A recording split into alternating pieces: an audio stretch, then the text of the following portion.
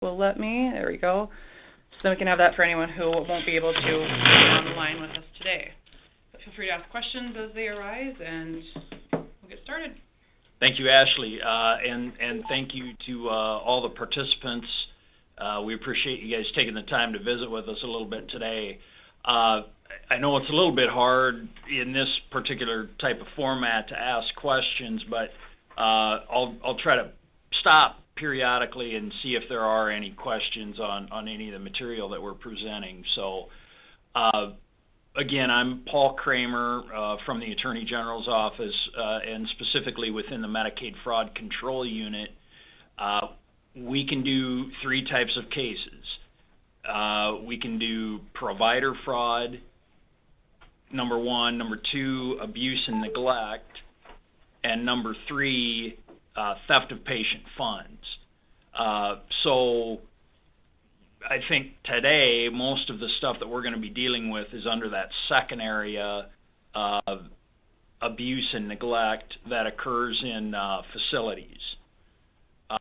So we got our title page up, Investigations, a discussion between South Dakota Mafuku, DHS, CSPs, and SPs, and I think we'll get rolling. Are there any questions before we get started?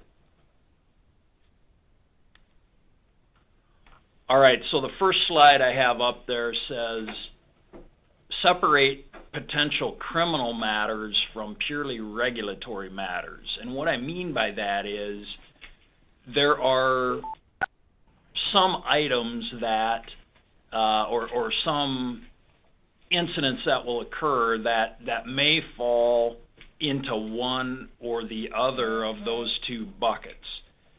Not always. Some of them may belong in both buckets, but for the most part, if you can separate those out, it's on mute. That would be helpful. And if you need to go on mute, if you want to check your buttons, or did somebody have a question?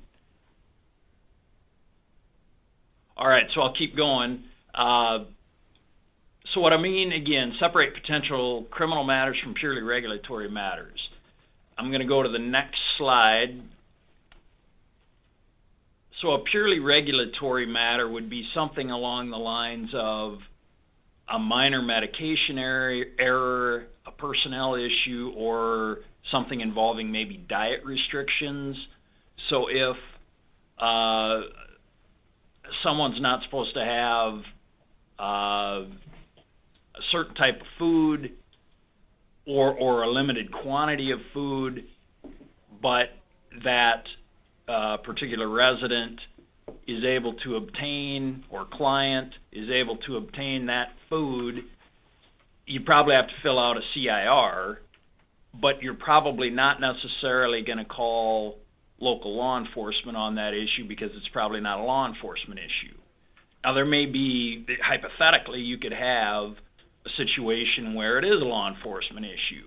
If client Jim Smith is allergic to peanuts and staff person Paul Kramer gets mad at him and intentionally gives him peanuts to make him sick, you may need to send that to law enforcement. I understand that that's highly unlikely to occur, but I just wanted to say hypothetically there is a situation where that could occur. So again, just based on the slide, if purely regulatory, like a DHS, DSS, or DOH matter, then law enforcement probably has no role, and you probably don't need to report it to law enforcement. Any questions on that? And I just want to take an aside here. As we were getting the slides going here, Ashley tried in vain to remove her picture from the corner of the slide. So she's not intentionally photobombing us. She couldn't get that off of the screen, but I think it looks pretty good. So we'll just leave it up. All right, so I'm moving on to slide 3, which says if, the if kind of got blotted out there, if more than purely regulatory, such as matters involving alleged abuse or neglect, theft, fraud, illegal drug use, then you report it to local law enforcement and the regulatory agencies, whether that's DHS, DSS, or DOH, and keep your investigation to a minimum to avoid tainting or hindering law enforcement investigation. So if a staff person assaults a client or a resident, you're going to want to do that initial determination to see, did that conduct occur? And if it appears that it probably did, or that it may have, you might not want to confront the wrongdoer just because, we get about one shot to talk to folks. And if that one shot doesn't go so well, we may not get another shot. So we have those two buckets, I guess. The purely regulatory matters that we don't need to report to law enforcement, and then the other bucket has matters that probably do need to be reported to law enforcement and to the regulatory agencies. Any questions on that? Okay, so again, the next slide. This sounds easy, right, as we're talking about it in the first couple slides, but there's lots of gray area here because we don't know what happened in any individual case necessarily unless we have really good witnesses. A lot of times we just have an allegation, and we have to treat all allegations seriously and follow the facts wherever they lead. So again, in the situation where there's an allegation that staff assaulted a client or a resident, there may be some things that come into play. We understand that some of the clients and some of the residents occasionally are not reliable reporters. We have to take that into consideration. Doesn't mean that it didn't occur. In this particular case, right, they could have had 50 false reports in the past, but on this particular one, they are telling the truth, right? And if there's no other witnesses, that's a real tough place for someone to decide, do I report this to law enforcement or not? And a lot of this is just your gut instinct. I want to talk real briefly about the Kelly Wells case. This was not a DHS matter, but I think it illustrates some points that we're trying to talk about here. Kelly Wells was a CNA, a male CNA in Lake Andes, and he worked at a nursing home. And his mother was she had some sort of managerial role with not only that facility, but with that chain of facilities in the state. So Kelly was 28 years old in December of 2011. So on December 3rd, 2011, it was a Saturday, sometime about 7 o'clock at night, a female CNA was in the Alzheimer's unit, and she heard a resident screaming. And so the female CNA walked down there, kind of peered in the door of a room, and it was dark. There was just a little bit of a light on, and she saw this male CNA, Kelly Wells, on the bed with the female resident, an 86-year-old, who, of course, had Alzheimer's, and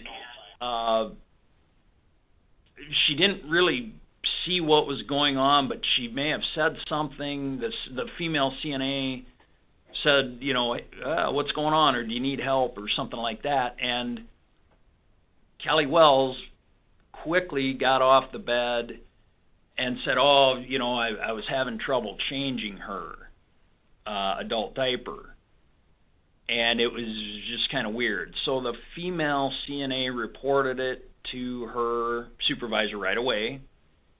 The director of nursing, who had just left work, drove back in. She was about 10 minutes out. She drove back in and really took control of the situation. And I always put myself in the, you know, in the shoes of that female CNA for reporting the guy, because they, you know, she didn't really see anything going on. It just seemed weird. And then this director of nursing, you can about imagine, Saturday night, 7, 8 o'clock at night, and she's getting called back into work, and she did it, and she did a great job taking control of the situation. They called local law enforcement. They sent over a brand new law enforcement officer, so not much experience, who did okay in this situation. The law enforcement officer speaks with Kelly Wells. Kelly says, look, I'm married. I've got a 2-year-old at home. I've got another baby on the way. I know how to change diapers. This woman was fighting me, so I got onto the bed with her, and, you know, I was just trying to keep her still so I could get her changed, and that's it. But he was very cooperative, very calm. They ended up taking the alleged victim to a hospital in Parkston. That was the closest medical facility. There was an ER doc there, a traveling doc, who did a rape kit on her, found no evidence of penetration, and found no bodily fluids. So, this is a Saturday. That following Monday, we get the report in Medicaid fraud. Sounds kind of hinky. I call the law enforcement officer. He says, look, I talked to the guy. He's a solid citizen. The female CNA that reported him, we've had some issues with her in the past. I really don't think there's much here. But that nurse, that director of nursing, had convinced this law enforcement officer to grab the garbage in the room, which contained the adult diaper. We submitted that diaper for forensic testing. Several weeks later, we find out that there was semen in the diaper. Of course, we test the semen, we get a DNA sample from Kelly Wells, and there's a match. So we charge him with sexual contact with person incapable of consenting and abuse of a disabled adult. It goes to trial. He won't plead. Goes to trial. The trial goes very well. We have a great jury. All the evidence comes in. I second chaired it. Another attorney in our office was the lead attorney in the case. And the jury found him not guilty of sexual contact, but they did find him guilty of elder abuse. And we talked to the jury afterwards, and they said, there was no evidence of touching. The doctor said there was no evidence. The female CNA didn't see anything. And the defendant, Kelly Wells, got up and testified, if you can believe it or not, that he had gotten a racy phone call from his wife while he was working, and he went into the resident's bathroom, masturbated, got some semen on his hand, and somehow transferred that to the diaper. So, where am I going with all this? What was seemingly a nothing case, there were so many factors that led us to believe that nothing had occurred. Yet, we had this one piece of evidence, the diaper, which showed that something very bad had occurred. So getting to that third line there, we have to treat all allegations seriously and follow the facts wherever they lead. And where I have on there, provide background information and your thoughts to law enforcement, that's critical. Because if that director of nursing had not said to that brand new law enforcement officer, hey, maybe you want to grab that garbage which contains the diaper, this guy'd still be working there, right? So I understand that that's a difficult thing to do, to maybe try to tell a law enforcement officer what to do. They may not listen, but at least provide your input, and it may make a difference. Any questions on any of that slide?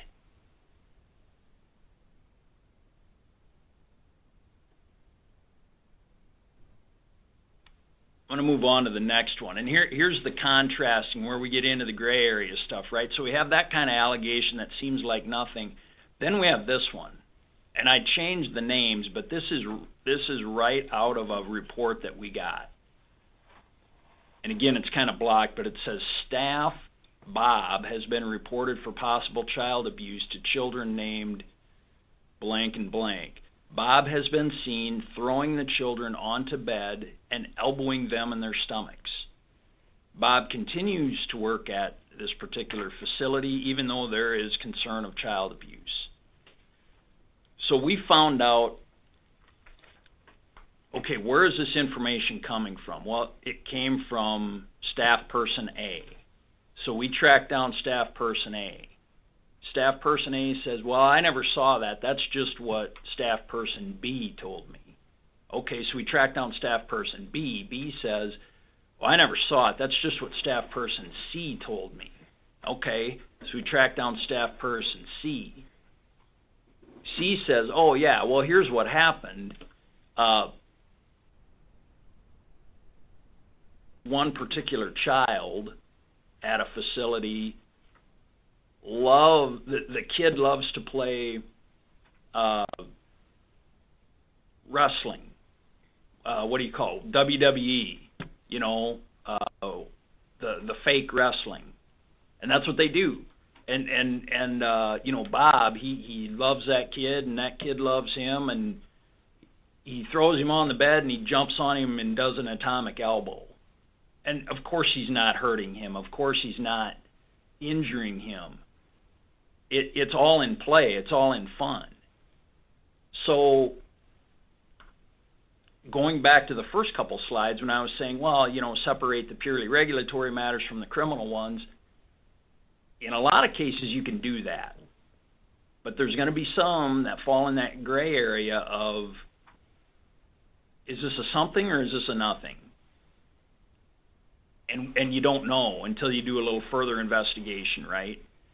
And then, you know, we run into that area of how much investigation do you want to do? Now, I'm not saying that the facility here was at fault for not doing more investigation. I think this was a pretty serious allegation. I think that needed to be turned over to law enforcement. If you find during the course of your initial investigation that, you know, the reporting party suddenly says, nah, it didn't happen that way, I'm just trying to get somebody in trouble, let us know that. We can figure that out from there. Again, I don't have any bright lines or black and white sort of, here's absolutely how you handle every situation. There's a lot of gray area in there, and that's just the nature of how this works. I'm going to kind of turn it over to the folks sitting here at my table, Ashley, or there's a couple folks from DHS here, some of Fuku staff. Anybody have anything in this room for the presentation at this point? You know, I think when we take a look at the, you know, findings from the internal investigation when it comes to the division, sometimes we'll have questions too, and sometimes we'll provide feedback like, hey, did you look, you know, explore this avenue, or et cetera. So I think it's kind of a collaborative effort sometimes to work through how far to investigate or when to absolutely turn it over as well to the police or law enforcement. Any questions from anybody on the phone or any comments?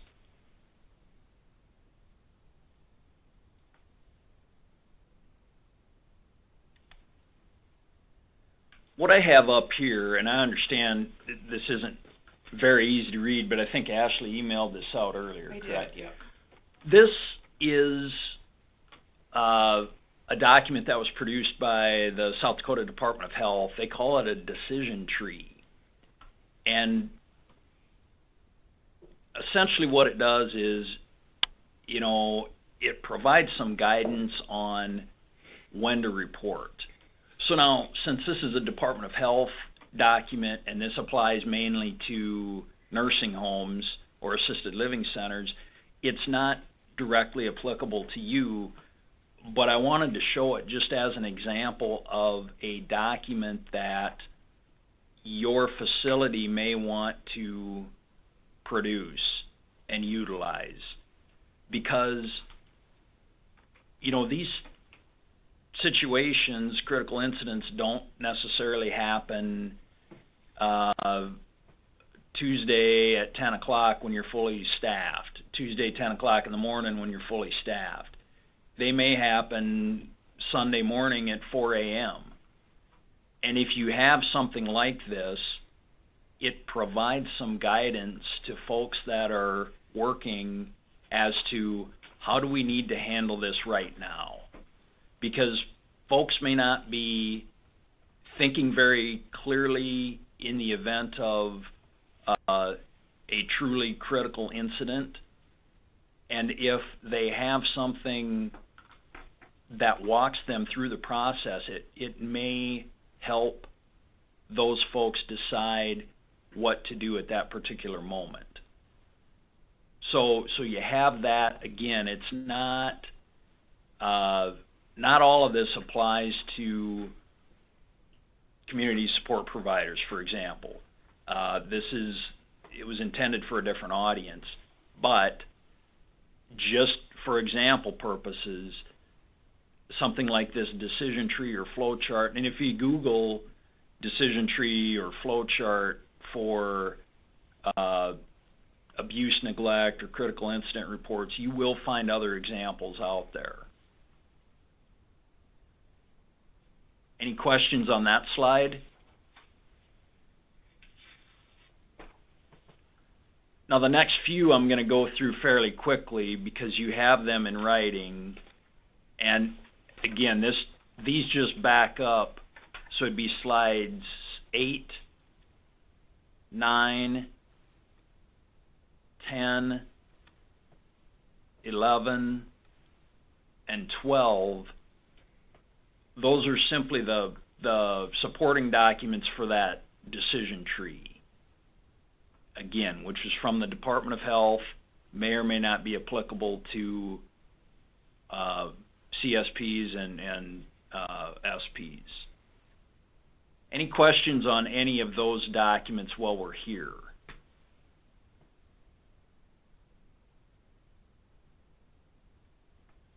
I guess if people want to, look at them on their own time too, and email us with questions when they have a chance to look them over, we could get those sent your way too. I included the mandatory reporting provisions, the statutes at least. So the first one, 26.8A3, and then I have some words in smaller type because I don't think a lot of those apply to the audience that we have here today. But I do think that pretty much anyone that works in a CSP is going to be a mandatory reporter. I think it's hard to argue that you're not. So the first one would deal with abused or neglected children. The next statute deals with adults. SDCL 2246-9, again, under subsection 1, it says any healthcare professional. I think that anyone in a CSP is going to be found to be a healthcare professional. So I think that the mandatory reporting applies to you. Any questions on either of the statutes regarding mandatory reporting?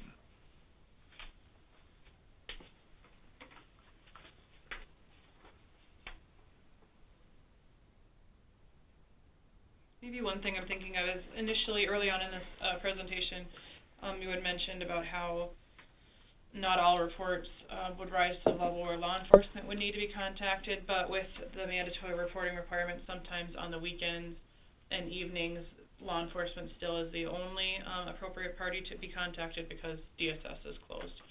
But I think people are pretty clear on that, I think. That's a very good point, Ashley. I appreciate you bringing that up. Yeah, we don't want to blow the deadline because something happens Friday at 8 o'clock at night.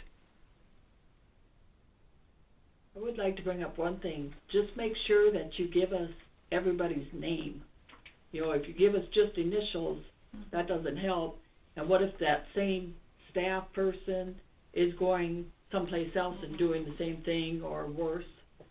Which is why I have a database with everybody's names in there. If I don't know they're doing anything, we think it's first offense. And even the other participants' names sometimes are helpful too, because then you also track that information too. Exactly. So we can look at trends too in that regard. What if they're picking on one client? We need to know that. And that was Lorna Webb from the Medicaid Fraud Unit. And like Lorna said, we log these in. We log in the incident reports that we get. And so there's at least a little bit of a tracking mechanism as far as, whether it be the perpetrators or the victims, we can track that to some extent. And again, full names are more helpful. So once you kind of make that initial determination of, which bucket is this going into, or maybe it goes into the third bucket where I guess we'll say purely regulatory is the first bucket. The second one is something that needs to be reported to law enforcement, but then again, you also have to report that to the regulatory agency too. Once you do that, how much more investigation do you need to do? That's kind of the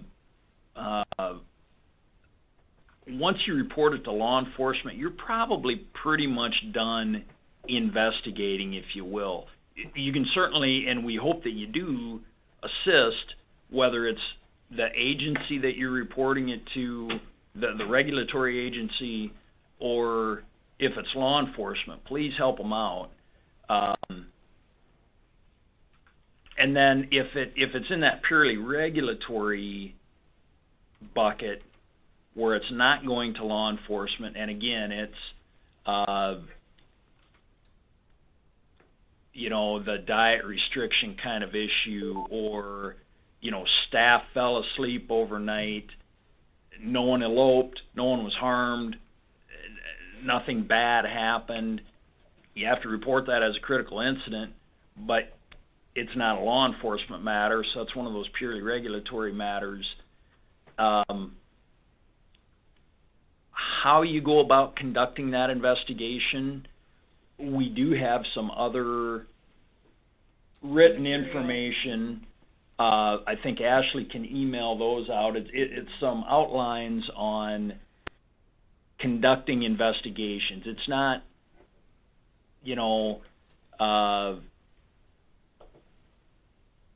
it's not overly in-depth, but it gives you a sense of maybe some concrete steps that you can take to do your agency investigation that's required, for reporting with for example, the Department of Human Services. Yeah, I can get all those sent out here at the end of this thing. I saw someone typed a question. I Oh, think I'm gonna okay. Scroll up a little bit to Okay. read all of that, but, or a statement or something. Well, thank you for the question. I'm going to read that. We have been contacted by ASA that there is a reporting template to complete which is online. If it does not meet criminal, is it okay to meet that report on the nights and weekends through this mechanism? I would say, to my knowledge, yes. I would need to check on that. I don't know anything. Yeah, I'm not familiar with the template, but I'm assuming what you're getting at is, does that satisfy 2246-9, which is the mandatory reporting. I'm just going to read this quick. Because you're saying if it does not meet criminal, so you're saying law enforcement does not need to be involved, right? Mm-hmm. So I'm just reading off of 2246-9, which is up on the screen.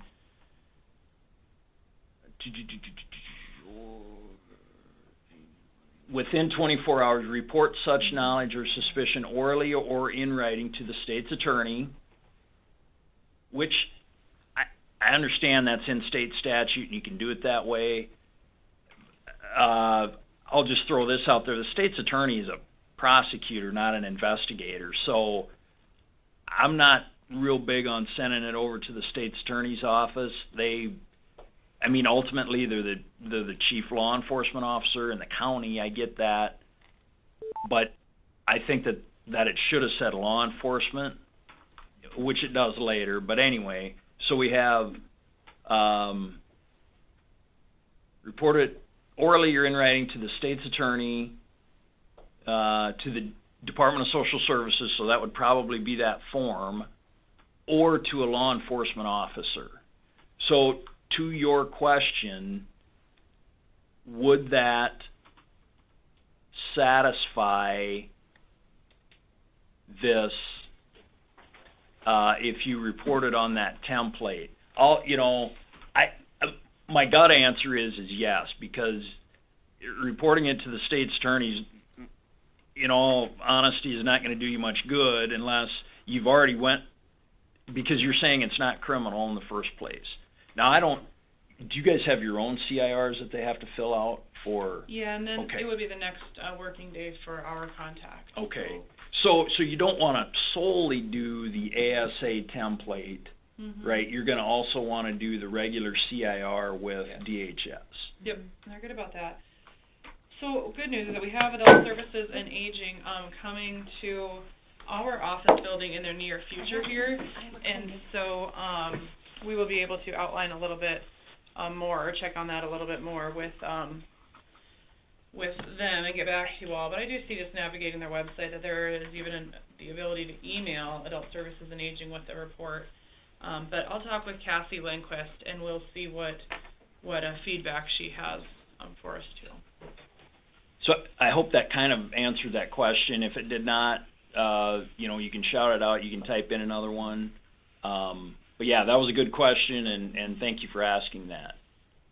And I have a couple other questions that I got through email that I need to find. I put them somewhere here. Okay, one of them is if, assuming during the course of investigation, if a staff person leaves employment, is that an admission of guilt, and then would you turn that over to the police? Very good question. So the question is, if there's an allegation made and the facility is looking into it, doing that sort of initial review, if you will, to determine how to handle it moving forward, and that staff person presumably quits suddenly or just quits showing up, is that an admission of guilt? First of all, from a practical standpoint, yeah, I would say so. If if they are not showing up or they suddenly quit, from a practical standpoint, I would say that that's an admission of guilt. From a purely legal standpoint, I don't know that we could say definitively, well, so-and-so quit, that means they're guilty. But from a practical standpoint, that is very good information. So yes, we would definitely want to know that. And I would tend to think that that would be a factor in leading that particular facility to report it to law enforcement, to say, look, we got the allegation, we went, we were conducting our review, and suddenly the suspect left or quit. And we think that that tends to show that that suspect may have done something wrong. So yeah, I would definitely forward that information on to law enforcement if you find through the rest of the case that it does warrant reporting to law enforcement, and also you'd report it to your regulatory agency, which is probably DHS. So I hope that answers that question. Good question. Okay, the next one, would you explain corporal punishment versus abuse? Well, that's a good question. I don't know that. Do CSPs do corporal punishment? It's a prohibited piece in our administrative rule, so it's prohibited along with seclusion and deprivation of nutrition. So yeah, it shouldn't be a technique that is used. Yeah, I would assume that. I mean, going beyond our conversation here today, there's some allowances in the law for, for example, parents, whether that's a good idea or a bad idea, we won't get into that topic, but, I see corporal punishment in the sense of, I know that there's some allowed by parents or guardians of children. I think that there's some allowed by state statute in school settings. But again, I would think that allowance for corporal punishment is probably, from a practical standpoint, it's probably not allowed, because I would imagine that most schools don't allow that either. So I don't know that I'm answering the question. I don't know that there is an easy question other than, or an easy answer other than, if you don't have permission to do it, it's probably abuse. Mm-hmm. That's kind of what I was thinking too. And the only people that would have permission would be, for example, a parent or someone sort of in the shoes of a parent. And yeah, I just don't know that there's any agencies or providers that are allowed to engage in corporal punishment. Yeah, I would agree. So I think anytime that is a suspicion, it should come in as an allegation of abuse. Maybe even if it is a family home. Not that you all would, look at that, but at least it would be, we could track it or something like that. Because I don't know that that's a technique that would be effective on adults. Maybe not. I don't know.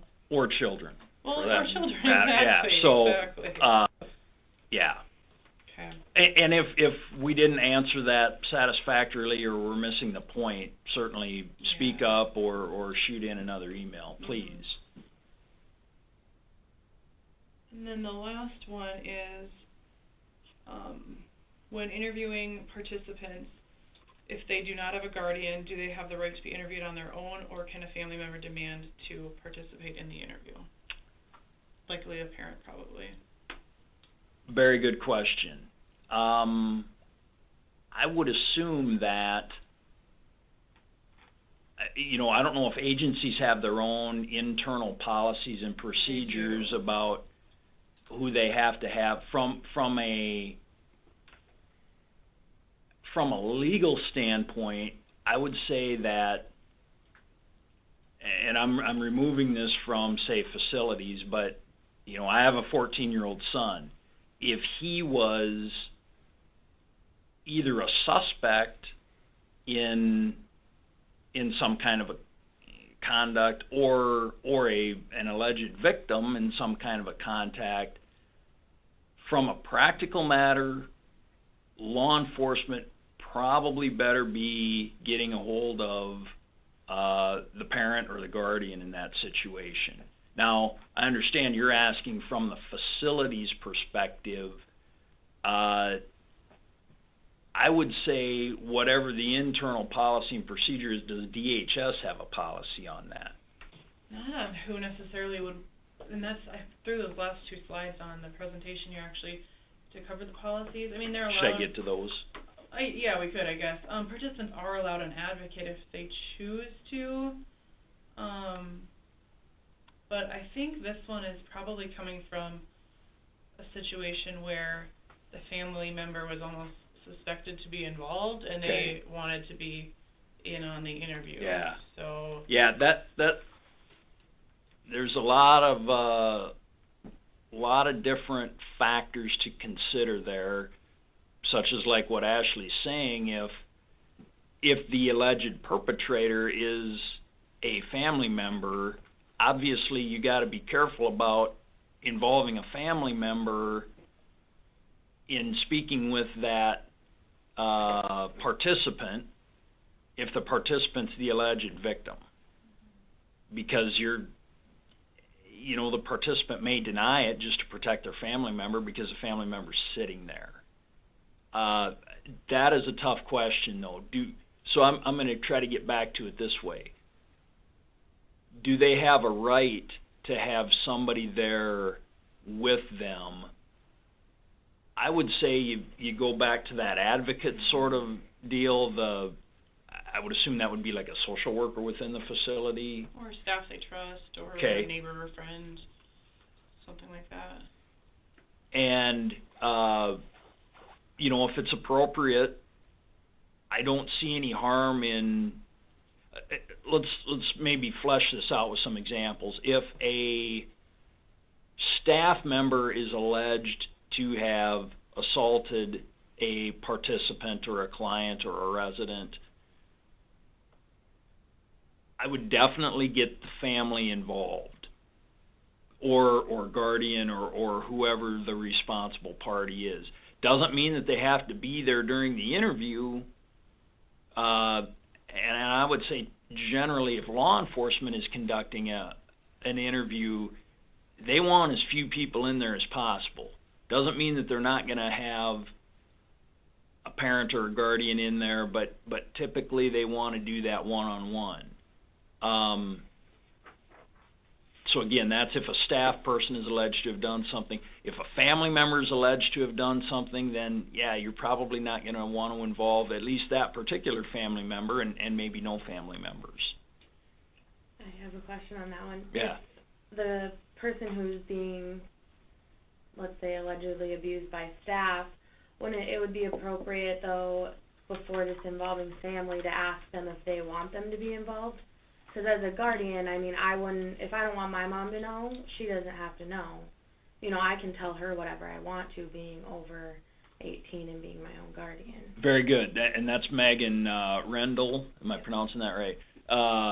That's a very good point, and we have had that situation, not in my dealings with DHS, but we had an alleged sexual contact case arise out of a nursing home, and that alleged victim did not want their family member notified.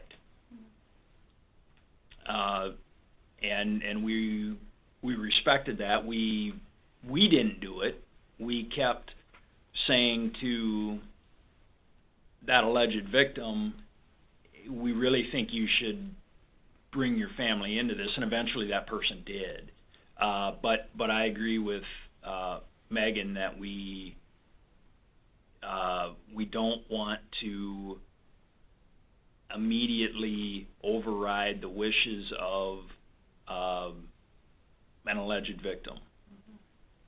And I think too on that end, if they're saying, no, they don't want that person there, then that's kind of your answer. You know, if, as far as their right as their own guardian and an adult. Yeah. Yeah, makes sense. Very good questions. Keep them coming. I think that helps. I think that helps the discussion. I had pulled up some, is this ARSD? Yeah, that's the investigatory, administrative rules. I just had to put that on the end there.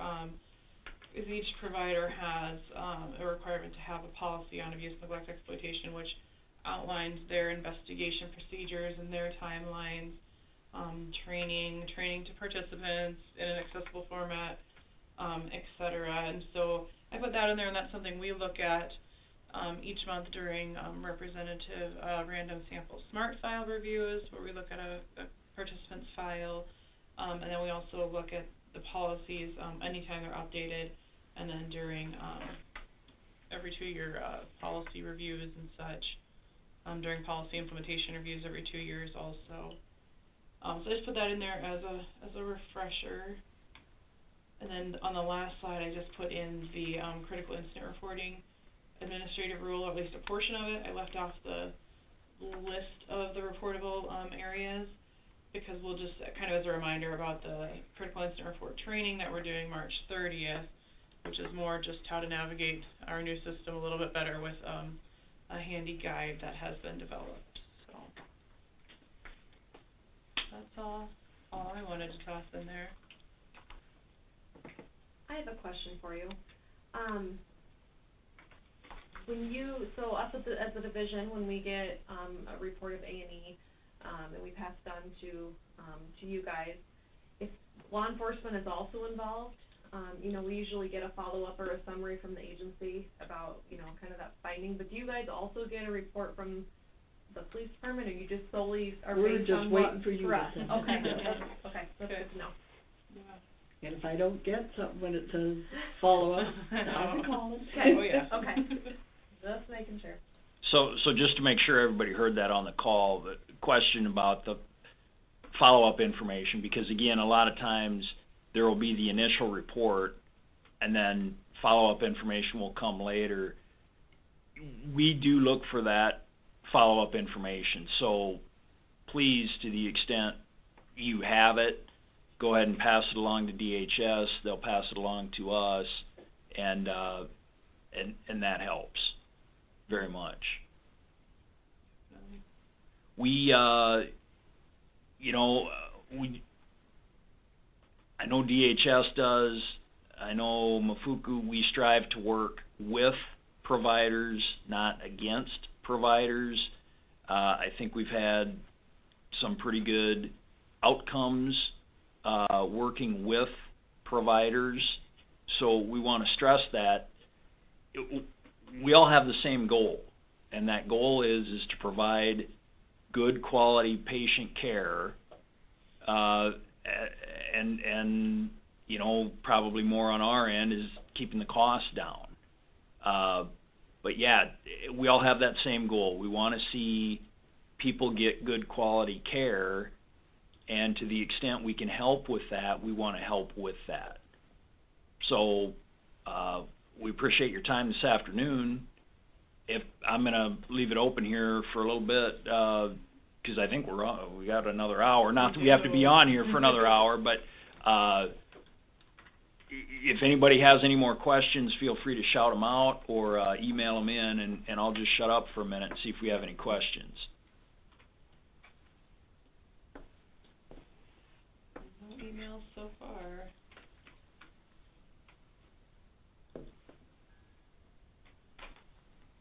Well, if you think of anything else after we're done, certainly feel free to contact us. We've got our information on there. Obviously, you have DHS's information. Did you talk about what you needed? I'm talking to Ashley about the... Mm-hmm. Okay. Yep. Anything else from anybody in this room? Anything else from anybody on the phone? this is Pam here at LifeQuest. One of the things we're running into is with the new Marcy's Law, we're having very difficult time getting any sort of communication back from law enforcement. So that's delaying some of our follow-up action. Just to make, I don't know if there's anything that I expect in terms of an answer with that, but it may, I guess it is kind of prohibiting or gets in the way of us understanding of what type of action is being taken. Is anyone else running into this? Haven't heard anything from anyone else about that, but I was wondering if there was going to be impact on our system from that, but I hadn't heard anything until now. No, Pam, I appreciate that comment, and it's we're all kind of feeling our way through Marcy's Law. I think it's gotten a little clearer.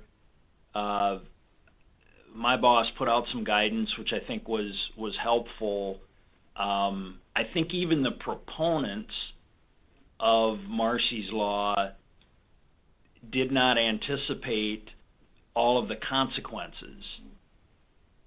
And so when we tried to provide some guidance on, maybe we don't need to go as far as what you could interpret this to say, those proponents were okay with that, because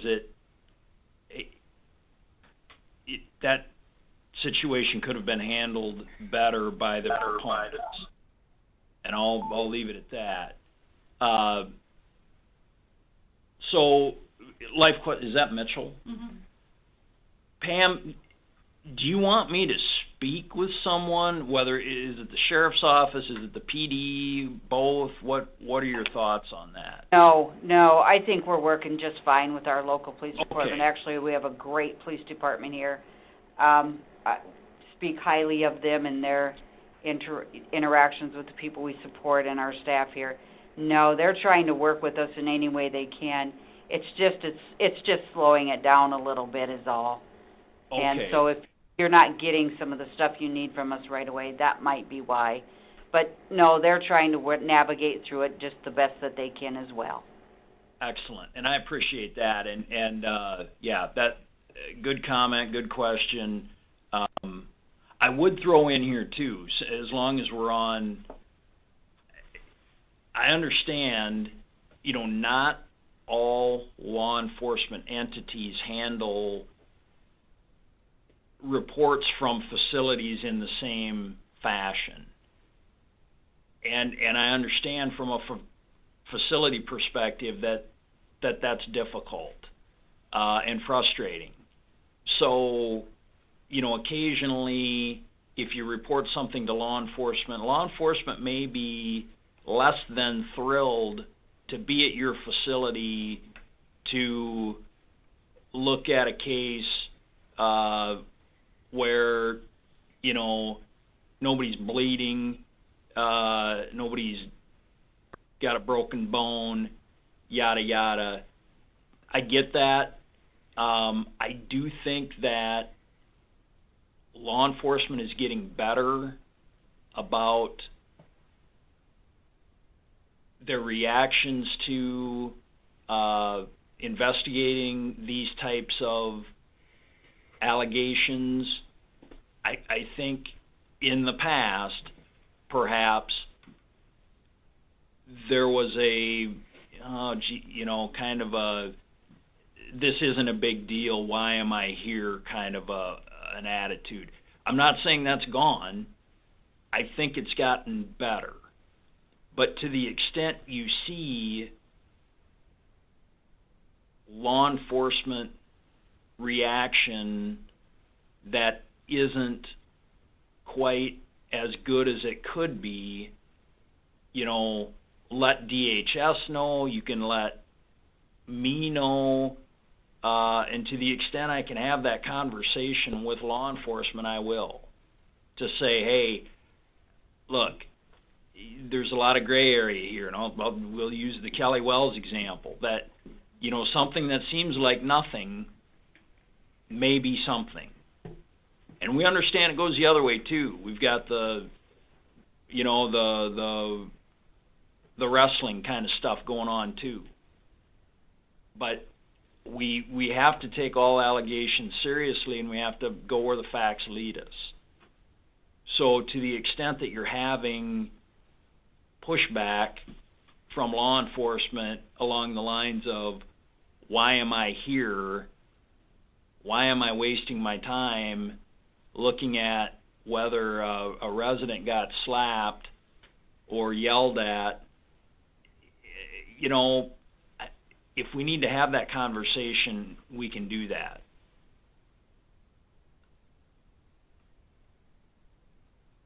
Well, this is Pam again, and we certainly don't have that in Mitchell. We have a great law enforcement here, and they respond very well and are very helpful to us. So, but thank you.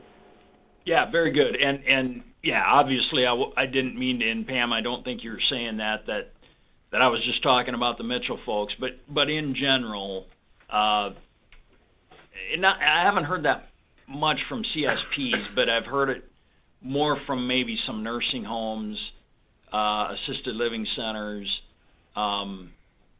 Yeah, and again, I do think that is improving as you know, attitudes are changing towards how we view these allegations. I have a couple questions that came in, and actually, I think the person writing them wanted them addressed during the webinar that we're doing at the end of March for critical incident reports. But if it's, I mean, we have time, I guess. If it's okay, I want to talk about them now, just so to make sure that everyone who is on the line now gets that information. But there was a question about, would there be conversation or clarification on CIRs that are reported for purely regulatory matters? They're interested in knowing how those are classified when it's not an A&E issue, or if it's purely a personnel issue. And I think where you're coming from with a purely regulatory was if it's not criminal. So if there's like physical abuse, which would be criminal, theft, which would be criminal from a participant, but those purely regulatory pieces may still be neglect and may still be reported to you all, but not necessarily to law enforcement unless they were the only party available at that time. So purely regulatory, I guess, would be if a person's diet plan weren't followed, which would be neglect, or if staff fell asleep during the overnight hours, which would be neglect, but not criminal. So as long as there was no harm to any participant as a result of any of those errors, then it would be more purely regulatory, but it would still be a critical incident report, just not a criminal matter. So that's what that piece is about.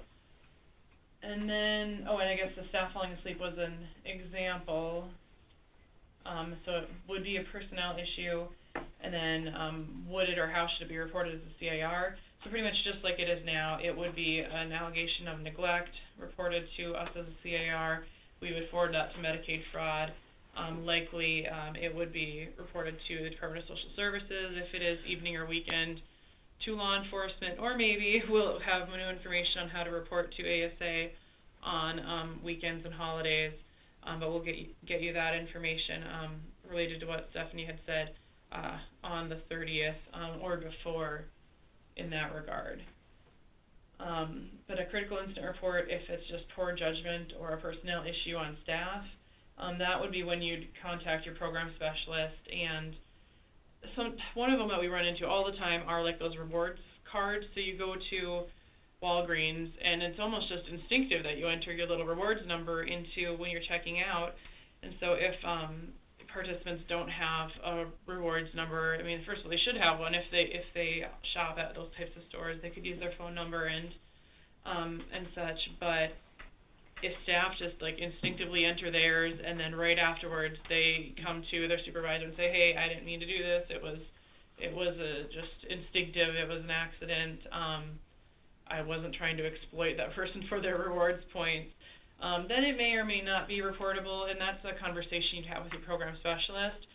But whereas if you have someone who is repeatedly maybe using their actual plastic card at the grocery store and scanning that each time they take 10 participants shopping in one weekend, that's more intentional, and that is more exploiting a person for their rewards points there. So just have that conversation with your program specialist, and just, like we would have a lot of discretion on what we would feel would be reportable and not in some of those situations.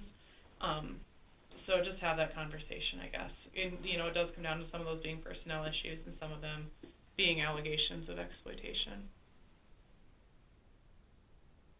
So hopefully that answered those two questions as well.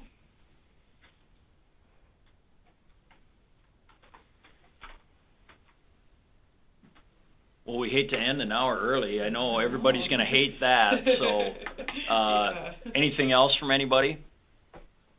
I have a question related to the criminal when we call the police. We are frequently told to continue our investigation as we would usually do and don't alter how our practices are. And kind of in this training it was said, kind of stop and back off. Should we go by the guidance of the police, or should we alter our policy in that to reflect that? Very good question. I would say, it kind of depends on how far you've gone and what you've found out. When they say continue on with the investigation, I guess where I would draw the line myself would be I would not talk to a suspect.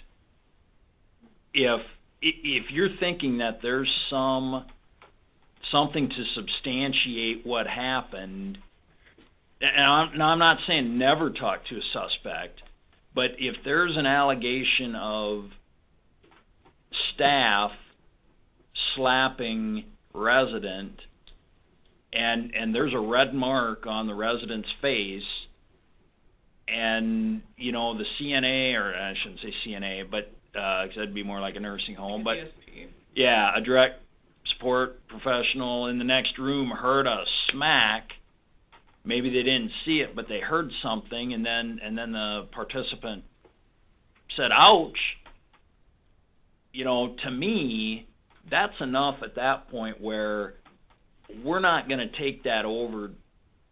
We don't want to go talk to that suspect. The facility does not want to go talk to that suspect. I think that's a law enforcement matter at that point, versus a situation where participant says, and participant's not a reliable reporter,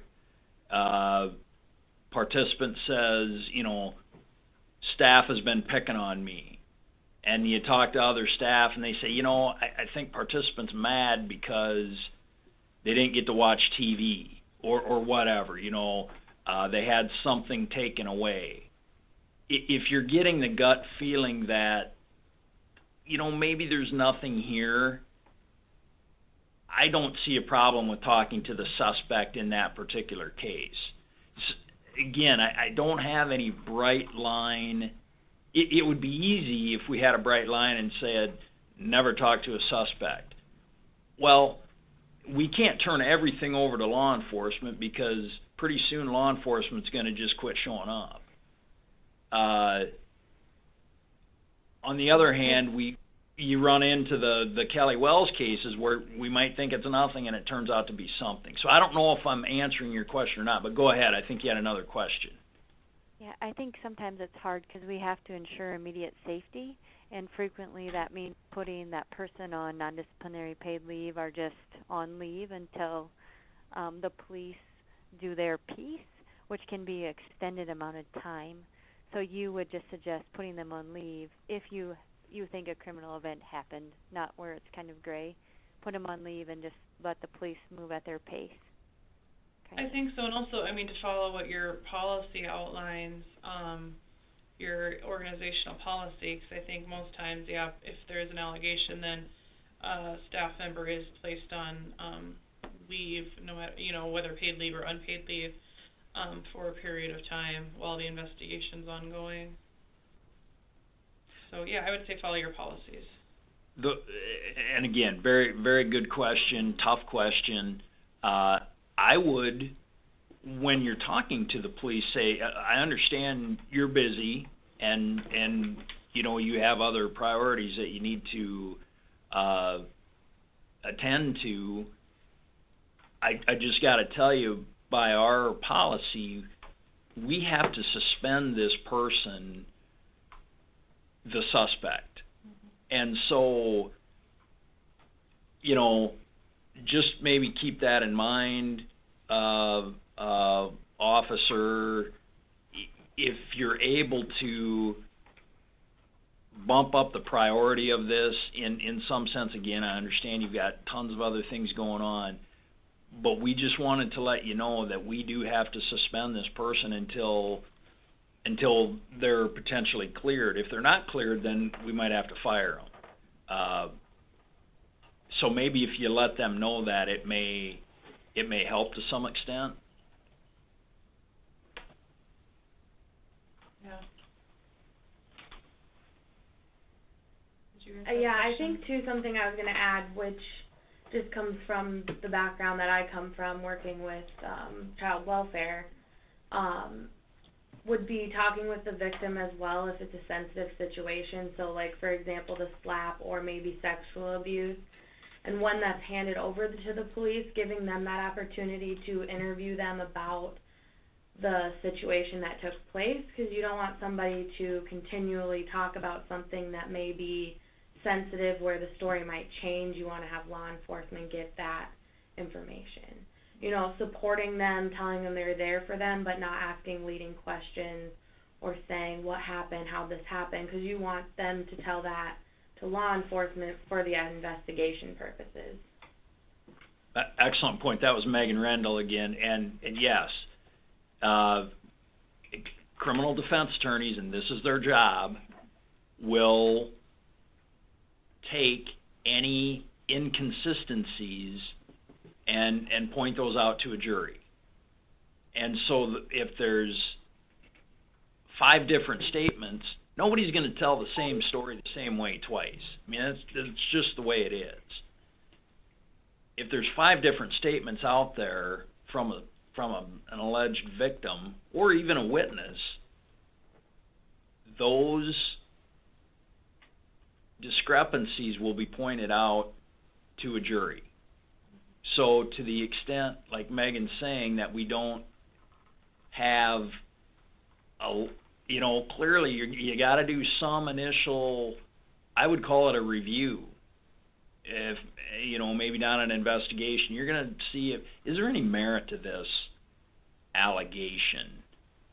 And if there's some smoke there, that's when you got to have that decision of when does this go to law enforcement, and when do we keep going to see if there truly is a fire or if there's nothing there. And again, it's a very tough call, but I do like Megan's point that be careful about, okay, we're going to talk to this person, and then we're going to bring in the administrator, some higher up, and they're going to talk to them, and then, maybe we'll have the social worker come in. Yeah, we don't want a bunch of different statements out there from an alleged victim or a witness.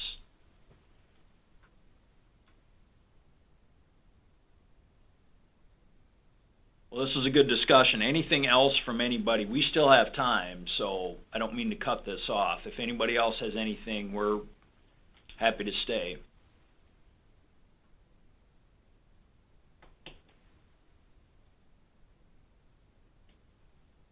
Well, thank you again. We really appreciate working with folks, and take care.